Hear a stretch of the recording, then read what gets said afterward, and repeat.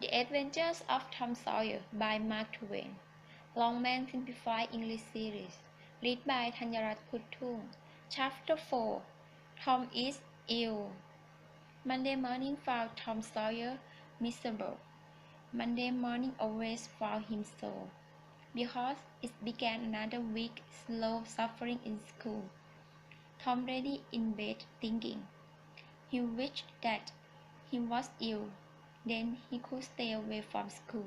He thought that he could detect signs of Thomas Ashe and began to encourage them with considerable hope, but they soon grew faint and died away. He considered further. Suddenly he discovered something. One of his upper teeth was loose. This was lucky. He was about to groan when it occurred to him that if he said no, his aunt would pull it out, and that would hurt. Then he remembered hearing the doctor speak about a patient who had spent 2 or 3 weeks in bed and who bad nearly lost a finger through blood poisoning. So the boy eagerly drew his claw toward from under the sheet and held it up for inspection. Then he began groaning loudly, but she slept on, unconscious. Tom grunted louder and faint cried that he began to feel pain in the throat. There was no result from it. By this time, Tom was breathing heavily with his effort.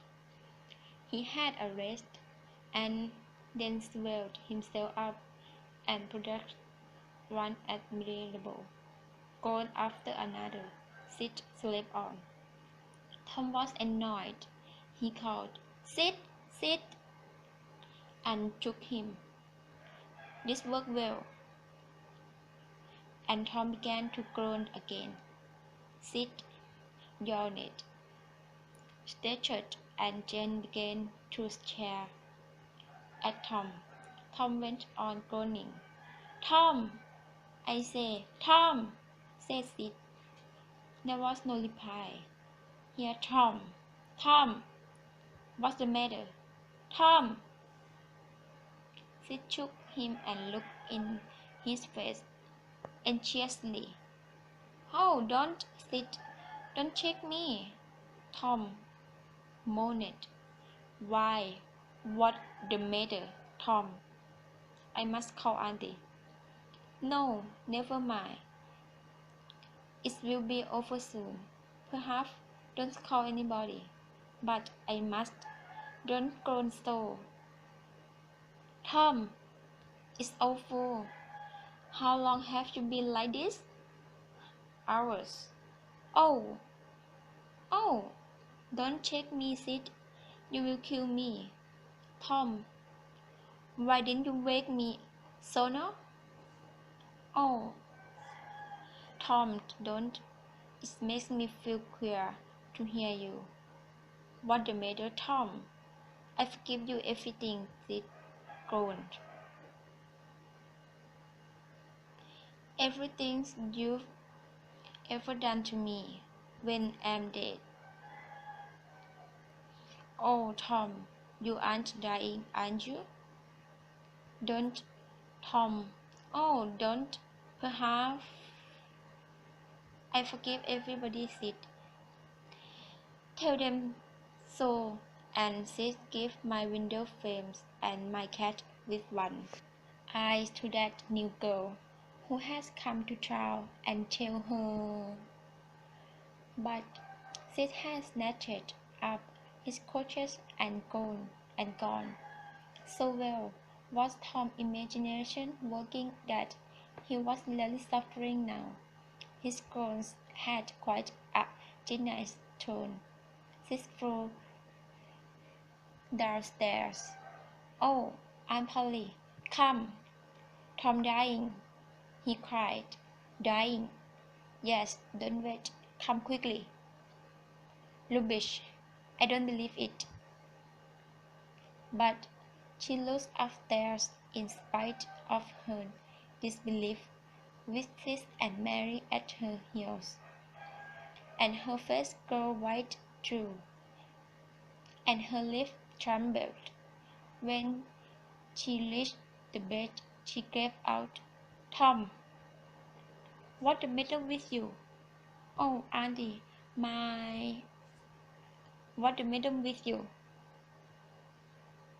"What is the matter with you, child?" "Oh, Auntie, my big toe dead." The old lady sank down into a chair and laughed a little, then cried a little, then did both together. This helped her to recover, and she said, "Tom, what, what a shock you did give me.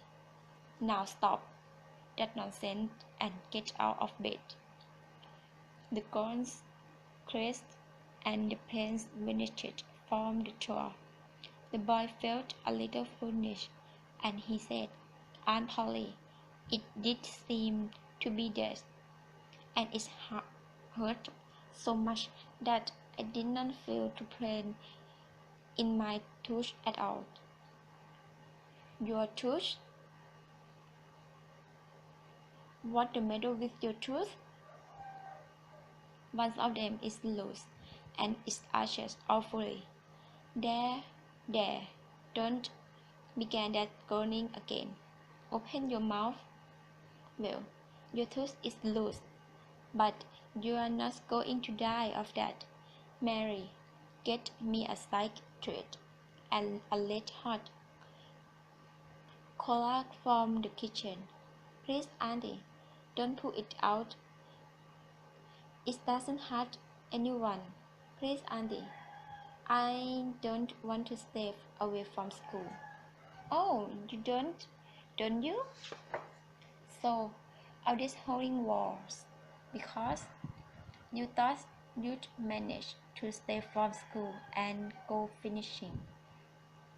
Tom, I love you so, and you seem to try every way you can to break my old heart with your teeth." By this time, the instruments were ready. The old lady made one end of side trace thread to Tom's tooth and tried the other to bite off. Then she sighted the burning cola and suddenly touched it almost in the boy's face. The tooth hung from the dashboard now, but our suffering had barely was.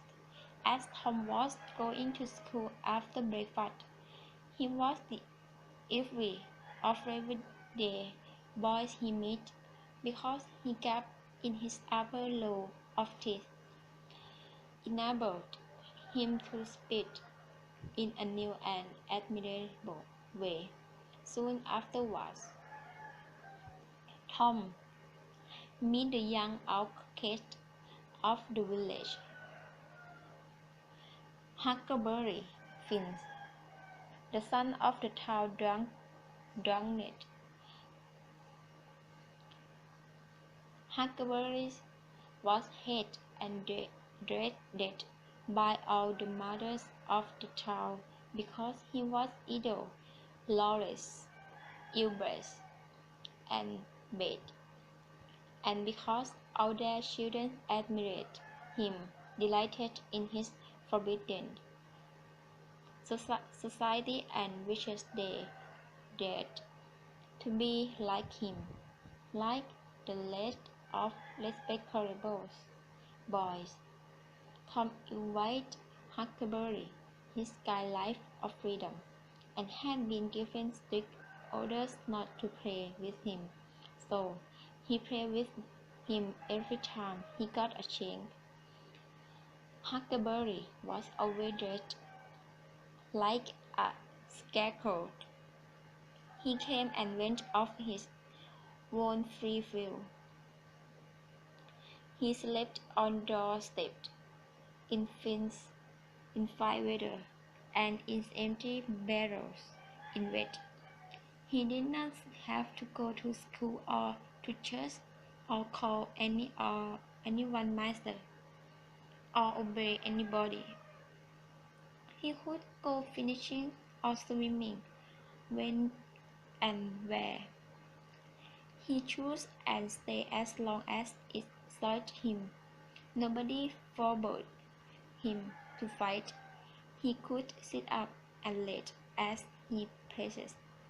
He was always the first boy to walk barefooted in the spring, and the last to wear shoes again in the autumn.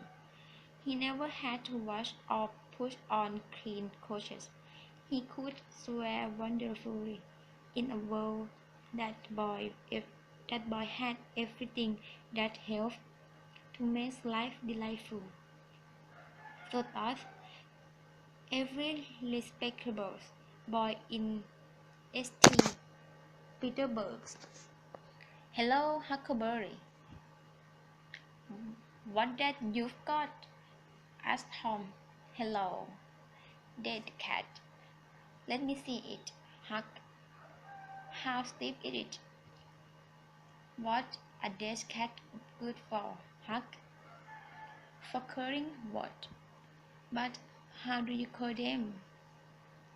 Why, you take the cat about midnight to a graveyard where somebody that was weak has been buried.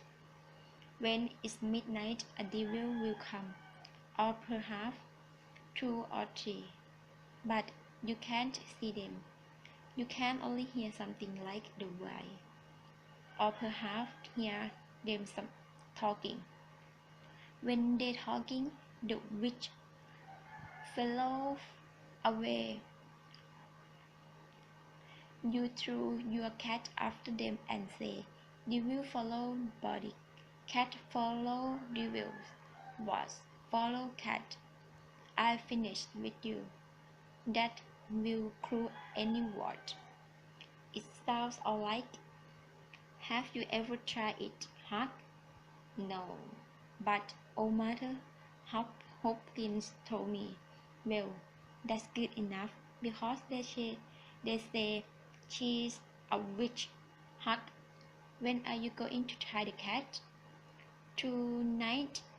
I believe they will come after old horse Williams tonight, but he was buried on Saturday. Huck, don't they get him on Saturday night? Why, how you talk? How could that charms work before midnight? And then it's Sunday. Devils don't care about much on a Sunday. As far as I know, I never thought of that. That's so. Will you let me go with you? Of course, if you're not afraid. Afraid? Not likely. Will you meow like a cat? Yes, and you meow back if you get a chance. The last time you kept me meowing outside the house till old Hines began throwing things at me and saying, "Curse the cat." So I threw a brick through his window. But don't tell. I won't. I could meow that night because Auntie was watching me, but I've meowed this time. The boys sparkled. When Tom reached the little school, he marched boldly in as if he had come as fast as he could. The teacher was nodding amid the hum of study. The interruption lost him. Thomas Sawyer. Tom knew that when his name was pronounced in full, it meant trouble. Sir, come here. Now, why are you late again? As usual? Tom was about to lie, when he saw two long tails of yellow hair hanging down from a head that he recognized, and by that head was the only vacant seat on the girl of the school.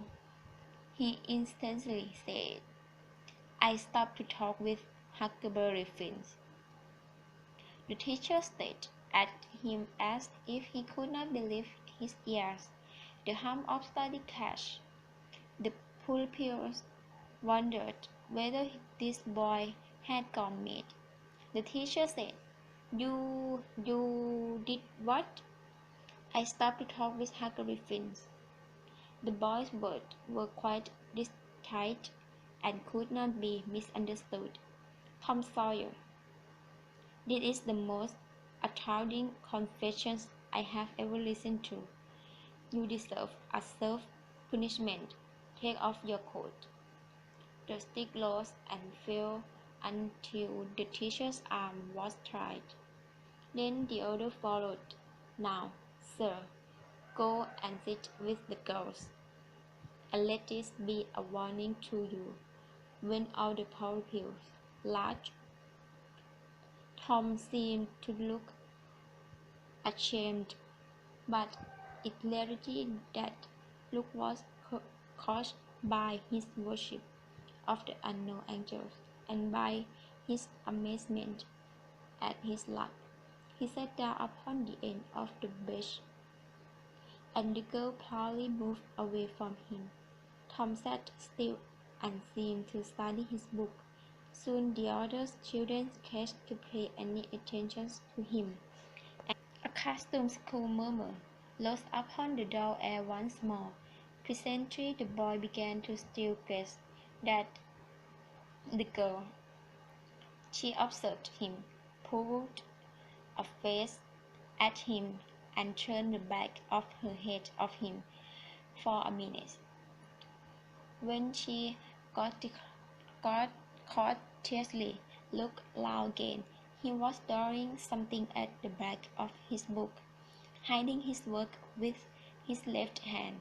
For some time the girl refused to notice, but at last she hesitatingly whispered, "Let me see it." Tom uncovered a weak drawing of a house with a cocktail of smoke coming from the chimney. Then he added, "A man like a mat in the front yard." The girl said, "I wish I could draw." "It's easy," whispered Tom. "I'll teach you." "Oh, will you? When?" "At dinner time." "Good. That's a promise." "What's your name?" "Bergie, teacher." "What's yours?" "Oh, I know. It's Thomas Sawyer." "That's the name they used when they beat me. I'm Tom. When I'm good, call me Tom, will you?" "Yes." Just at this moment a finger and thumb closed on his ear and raised him to his feet. He was led across the schoolroom and sat down in his one seat, amidst the largest of the whole school. Then the teacher stood over him during a few awful moments, and finally moved away to his chair without saying a word. But although Tom's ears burned, his heart was sinking.